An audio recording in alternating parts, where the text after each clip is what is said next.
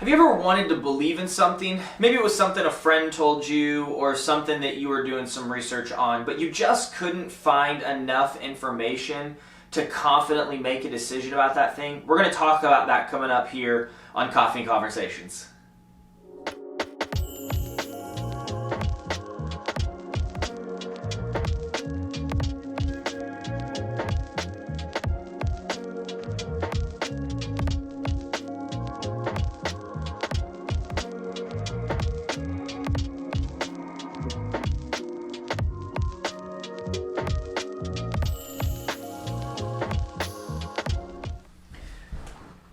We're starting this conversation with our high schoolers in my student ministry here in a couple of days. We're starting a new series called I Want to Believe But, and we're addressing this topic in this question, and it's one that I think grows even beyond the audience of just students. I believe this is a question that both Christian and non-Christian inside the church and outside the church are asking. They see things that they've either been told or heard about God that don't resonate with where their life is, with what's going on in their life. And maybe you're sitting here watching this, however you're watching it, and that resonates with you. Maybe you grew up in church and you've kind of backed away because something in your life just wasn't working around the idea of a good, loving God. Or maybe you grew up in church and you did everything that you were told to do and still all hell broke loose in your life or someone's life that you love. Maybe you've never attended church. Maybe you know nothing about the Bible or you know nothing about God. But everything that you hear about just seems kind of hokey. It just seems kind of weird or make-believe or mystical, and that's just too outside the box for you. We're starting this series with our students looking at kind of 4 distorted views of God, and it made me wonder how many people just outside of our student ministry have this struggle or have this kind of conversation going on in our mind. And so we sat down with our leadership team and decided, you know what? Let's go to where people are at. Let's go to social media. Let's go to YouTube and Facebook and Instagram. And so over the next couple weeks, whether this is just a short couple week video or this actually turns into something that happens every week, we want to sit down and just have conversations. We just want to sit and talk openly and frankly and honestly about some of the things that are going on. And yes, just pulling the curtains back and being honest with you, these are going to stem out of the conversations that I'm teaching on with my students on Sunday nights. But that doesn't mean that they don't apply to you. Whether you're a student watching this right now, whether you're a parent, an adult, whether you've grown up in church or you've never darkened the doors of the church, I would love for this to be something that you enjoy watching, that is both challenging to you and even challenges me. And so what I would love to do over the next couple of weeks is just for us to sit down over a cup of coffee or whatever you're drinking where you're at and just have some discussion. And so we're going to look at 4 distorted views of God, but I think those 4 distorted views, everyone can resonate with them.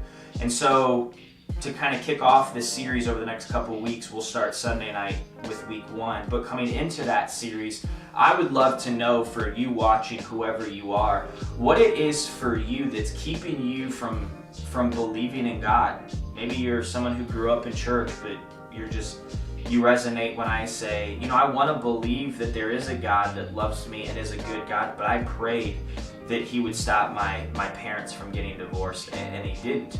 And so there's a disconnect there. Maybe you've never darkened the doors of a church and you're just like, I think organized religion in itself is stupid. I would love to hear from you.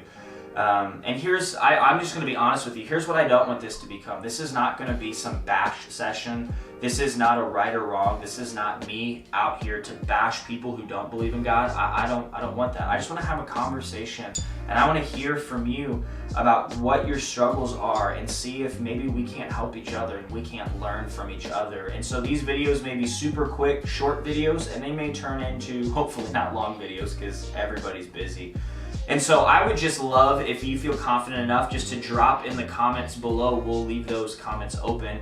But for you just to be honest and to say, hey, listen, I grew up in church and I'm just kind of struggling with with this, and to be honest. And for those of you that don't necessarily like what somebody says, let's just be kind and be loving and not kill each other in the comments. Is that cool? Is that okay?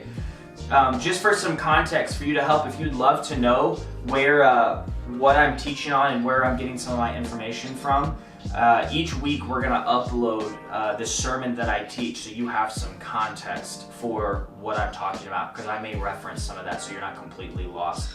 But coming into that, the 4 views of God, the distorted views of God that we're going to look at, is the on-demand God. So essentially, this is the view of God, this is the Netflix view of God, that I can come and go to God or church whenever I want. Like, I don't have to go to church to be a Christian.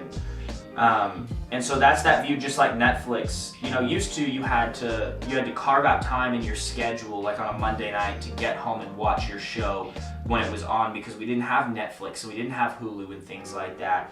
And that concept has permeated our culture all the way into Christianity and into church, and affected our view of God, that we tend to stay away from church and we tend to stay away from God when things are going good in our life. But when they start to fall apart, we run to church, or we run to that thing. And so that's that view, that Netflix view of God. We'll look at on-demand God and how that's not a true view of who God is. And we'll look at Killjoy God, which is essentially the 10 Commandment view of God, or God is nothing but a bunch of rules, and, you know, premarital sex and drinking and all these hot topic things that are on. Like, I just want to go live life and have fun. I don't need one more person. I don't need to be a part of organized religion to dictate my life and tell me what to do. And so we're going to look at that view and how that's a distorted view, and that's not true, that God isn't wanting to withhold from fun from you, that he's a killjoy God. That's not true. So we'll look at that.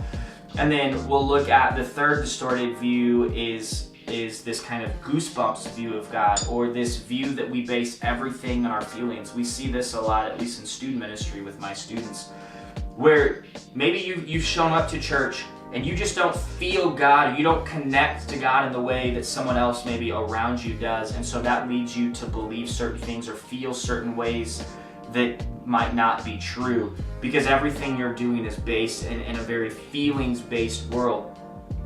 And so we're going to look at how feelings are a good thing, but that we have to be careful that we don't hand over our entire life to feelings and base everything we do in feelings, because our feelings can lead us astray, can cause us harm, and can do wrong to us. And then the last view that we'll look at is this view of a heartless God. So this is the view that I think is most notable across the board, is why would a good, loving God allow evil in the world, or allow bad to happen? And you can make this as big and massive as an issue as, if God is in control and is loving and is good, then why is there a third world country where kids are dying of starvation with lack of nutrition and clean water and just the basic needs? Why would God allow that? Or it can be as small and personalized in your life and your story as, how could a good, loving God allow a cancer diagnosis in that member of my family? How could that be? And so we're going to look at that distorted view, and how there are pieces and aspects to that we just don't have a good understanding of. And we're going to look at how the world has kind of distorted that view of God. And so we're going to look at those 4 distorted views of God through the lens of the one true God that we see in the Bible. And so I'm going to be very honest with you, and I don't have all the answers, and I'm not going to pretend to do all the work and look like I have all the answers. I just want this to be a sit-down conversation where we just read over scripture and we talk as best that you can talk between a screen.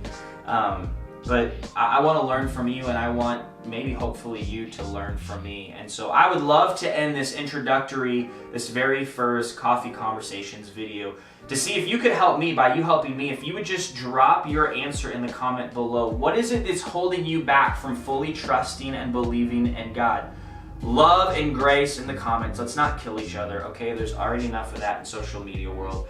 But if you're willing to be honest and just share with me the things that you're struggling with, I'd love to answer those the best that I can, or go find answers for them. Or if I don't have an answer, just say, I don't know, honestly. I'd love to pray over you or for you, if that's something that you want. But all that will happen in the comments below. So I'm excited over the next couple of weeks about you joining me in this coffee conversation. And for now, we'll wrap up this very first episode of Coffee Conversation. My hope and my prayer is that this is helpful and beneficial to you and rewarding to you as much as I'm hoping and praying it's rewarding to me. So we'll see you guys next time for Coffee Conversation episode 2 after we kick off our series. Bye-bye.